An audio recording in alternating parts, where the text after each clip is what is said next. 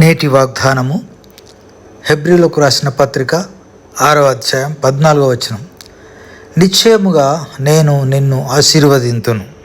ఈ మాటలు దేవుడే అబ్రహాంతో చెప్పినవి.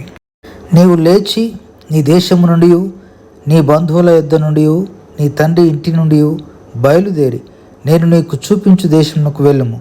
నేను గొప్ప జనముగా చేసి నిన్ను ఆశీర్వదించి నీ నామమును గొప్ప చేయుదును. నీవు ఆశీర్వాదముగా నుందువని దేవుడు అబ్రహాముతో అంటాడు.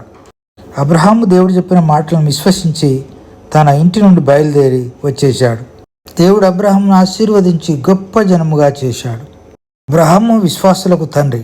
మనము కూడా దేవుని విశ్వసించడం ద్వారా అబ్రహాము సంతతిలో మార్చబడ్డాం. దేవా, నీ ప్రియ కుమారుడైన యేసుక్రీస్తు ద్వారా మమ్మల్ని నీ బిడ్డలుగా చేసుకొని ఆశీర్వదించినందుకై వందనాలు. యేసుక్రీస్తు నామంలో ప్రార్థిస్తున్నాం తండ్రి.